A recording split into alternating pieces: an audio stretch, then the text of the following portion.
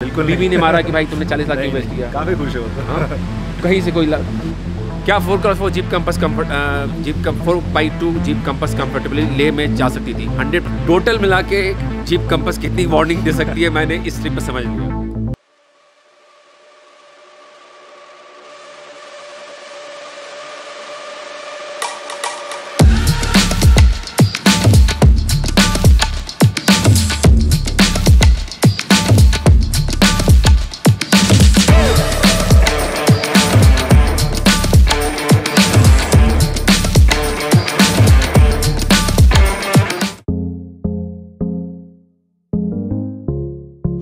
Hey guys, welcome back to tourist moto.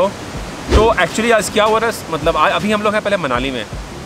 तो मैं गया था थोड़ा सा शेविंग करवाने के लिए, सोचा कि चलो अनएक्सप्लोर जगह मनाली में सर्च करते हैं।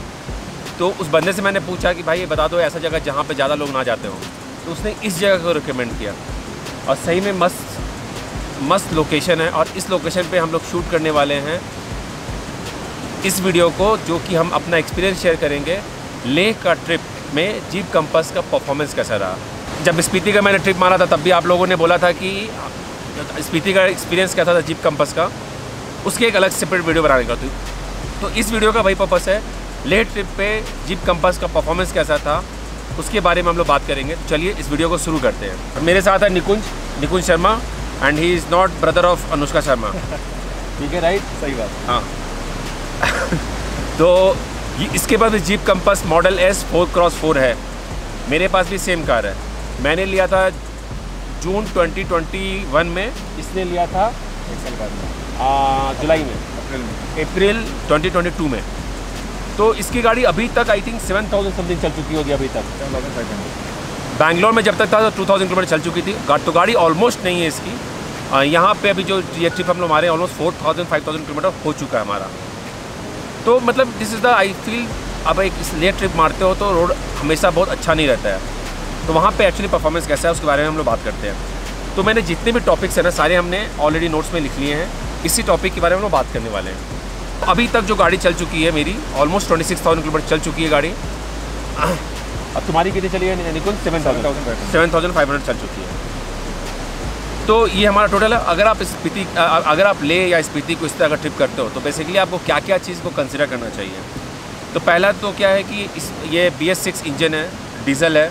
तो इसमें आपको हमेशा एडब्लू का 5 से 10 लीटर का कैन एक्स्ट्रा रखना चाहिए।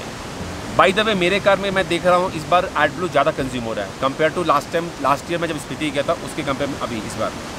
तो एडब्लू रखना चाहिए। एयर पंप बहुत इंपॉर्टेंट है क्योंकि ट्रेन इस तरह का है कि रास्ता में पंक्चर हो सकता है। तो एयर पंप रखना चाहिए। जंप स्टार्टर किट होना चाहिए जो कि हमारे पास है। पंक्चर रिपेयर किट होना चाहिए जो ऑलरेडी हमारे पास है, हमने यूज़ किया। लेकिन अभी एक चीज़ और बता दो, इसकी गाड़ी पंक्चर हो गई थी। स्टोन जो है, स्टोन घुस के टायर को कट कर दिया था। तो जो पंक्चर था काफ़ी बड़ा था। तो मैंने मशरूम पंक्चर था मेरे पास, मैंने ट्राई मारा उसे फिक्स करने के लिए, फिक्स हुआ लेकिन हवा फिर भी लीक हो रहा था तो काम नहीं किया वो। तो जाके लेकिन स्टेपनी चेंज किया जाके हुंडर में हमने, नॉट हुंडर में, दुर्बुक में जाके हमने उसको चेंज कर लिया। तो वो एक चीज़ है। तो प्रिपरेशन के समय आपको इस सब चीज़ का ध्यान रखना है कि कार के रेस्पेक्टिव इतना चीज़ आपका हो ताकि आप उसको सही से कर लो। मैंने एक चीज़ एक्स्ट्रा काम किया था कि मेरा एयर फिल्टर जो था मैंने एक्स्ट्रा कैरी किया था, तो मैंने लेह में आके उसको चेंज कर लिया। तो तुमको कहीं फील हुआ कि 2000 सीसी का जो इंजन है दैट्स नॉट इनफ, या फिर 169 170 जो हॉर्स पावर बोलता है, सॉरी ये बोलता है BHP बोलता है, हॉर्स पावर ही एक्चुअली। तो उसमें कभी ऐसा फील हुआ कि कम है? मुझे लगा था वहाँ पे थोड़ा ऑटोमेटिक थोड़ा पावर कम दे रहा है, बट जब वहाँ मैनुअल शिफ्ट किया उसके बाद काफ़ी आराम से निकल गया था। बस वहाँ मुझे एक बार लगा था, बाकी ऐसा कोई इशू नहीं आया। ओके। तो मेरे लिए भी मुझे लगा कि चंगला पास में ना ऑटोमेटिक मोड में स्पेशली पावर कम दे रहा था। कि चंगला पे जीप में ऑटोमेटिक मोड में इशू हो रहा है चढ़ाने में। अगर मैं एक्सेलेरेट किया हुआ हूँ और थोड़ा देर होल्ड कर लेता हूँ ना तो पिकअप ले लेगा, धीमे धीमे करके पिकअप लेगा, एक बार में नहीं लेता है। तो अभी मैं क्या कर रहा हूँ, मैं मैनुअल में चला रहा हूँ। तो मैनुअल में मतलब कोई इशू नहीं है, उसमें नॉर्मल चल रहा है। ऐसा फील हो रहा था कि गाड़ी लैग कर रहा है, स्ट्रगल कर रहा है इसके लिए, पिकअप के लिए। लेकिन अगर मैं एक्सीलेटर को थोड़ा देर प्रेस करके होल्ड करता था ना तो गाड़ी बढ़ जाती थी। लेकिन अगर मैनुअल में चलाया फर्स्ट गियर तो नहीं, सेकंड गियर फर्स्ट गियर पे, तब भी आराम से पिकअप दे रहा था। लेकिन हाँ, स्पेशली जब आप 17,000 फीट से या 16,500 फीट से जब ऊपर जा रहे थे, तब मैंने फील किया कि पावर में थोड़ा लैग हो रहा है। Other than that I don't feel कि कहीं पे भी इस तरह का इशू हम लोगों को फेस हुआ है, राइट? कहीं पे भी नहीं हुआ है। और ऑटोमेटिक में थोड़ा लैग है।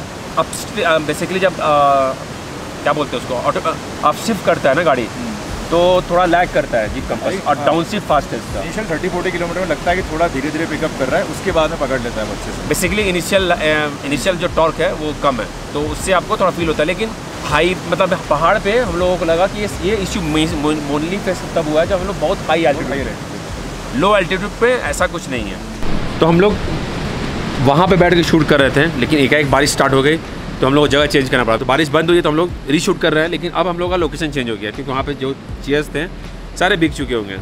तो हम लोग बात कर रहे थे कि हम लोगों ने बेसिकली कहाँ पे 4x4 हाई लॉक या फिर 4x4 लो ऑन किया है। कुछ याद है तुमने कितनी बार ऑन किया है? स्माइल करते 10-15 बार हुआ होगा आराम से। कुछ याद नहीं है एग्जैक्टली।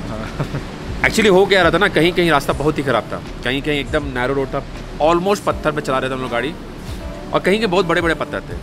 तो मैं क्या करता हूँ, क्योंकि मुझे पता है कि ग्राउंड क्लियरेंस गाड़ी का काम है, तो मैं क्या कर रहा था ना कि एक चक्का को ऐसे उठा देता, पत्थर बट जो है ना उसके ऊपर चढ़ा देता था, फिर निकाल देता, लेकिन इतना ध्यान रखता था कि ऐसा हो कि टकराए ना कम से कम, क्योंकि नीचे से निकलेगा तो मुझे लग रहा था कि वो उड़ा ना, या कुछ ऐसा हुआ कि टकरा सकता है।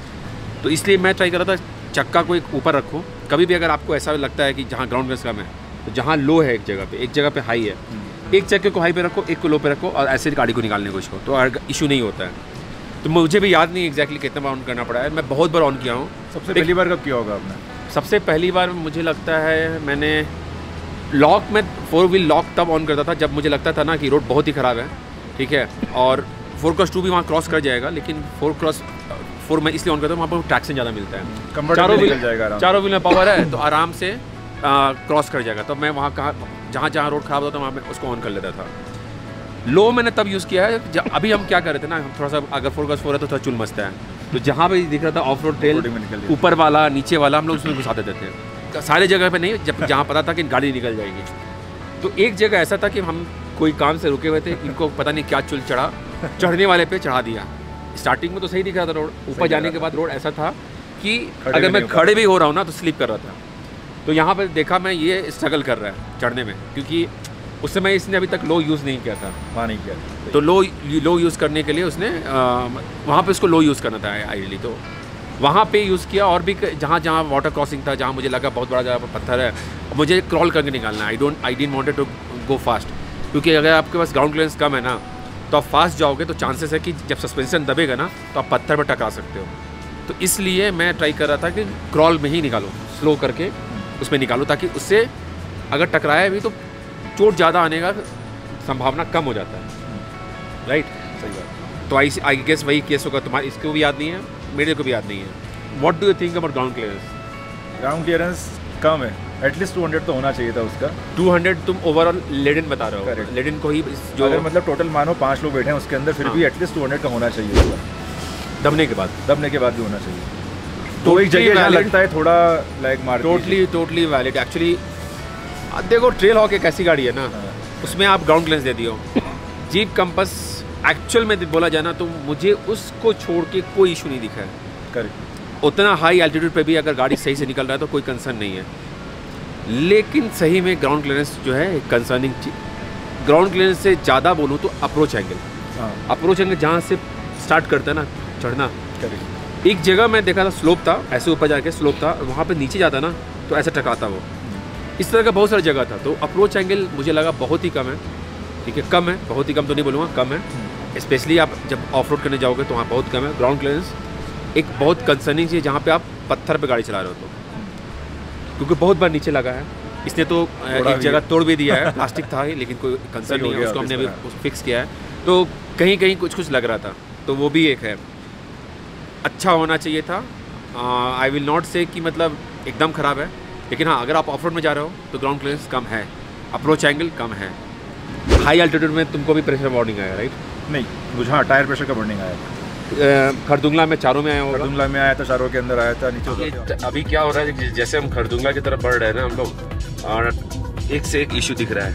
इंजन ऑयल वार्निंग तो कल से ही दिख रहा था, ठीक है, और अभी क्या हुआ, ऑल ऑफ सडन चारों टायर का प्रेशर दिखाने लगा कम, 32, 33, 29, 29 ऐसे दिखा रहा चारों टायर प्रेशर। ये इशू जो है सिर्फ मेरे कार में नहीं हुआ है, निकुंज के कार में भी हुआ है, उसका भी वही चीज़ कर रहा है, उसका भी टायर प्रेशर 3 टायर का कम दिखाने लगा है। चांगला के अंदर भी सेम हुआ था, बारडाशला के अंदर सेम हुआ था।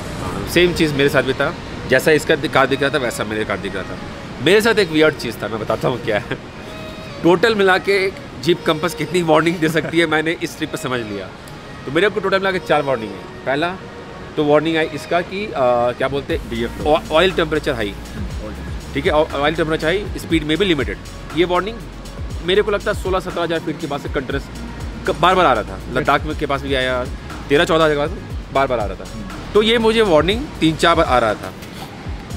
और क्या क्या वार्निंग आया मेरे को, लो प्रेशर छोड़ के एक वार्निंग मेरे को आया इसका, left indicator out something, right indicator out something, और क्या था, DF लो। 4 तरह का वार्निंग मैं टैकल किया हूँ। एक वार्निंग से तो मेरे को कंसर्न हो गया कि oil tyre pressure, correct, 5-6 tyre pressure वो 4 होगा। लेकिन टायर प्रेशर आई थिंक वो कॉमन है, क्योंकि ठंडा जगह पे कंप्रेस होता है एयर, एक्सपैंड नहीं होता है। तो जैसे नॉर्मल अल्टीट्यूड थोड़ा कम हुआ तो फिर नॉर्मल हो गया, वो छोड़ देते हैं।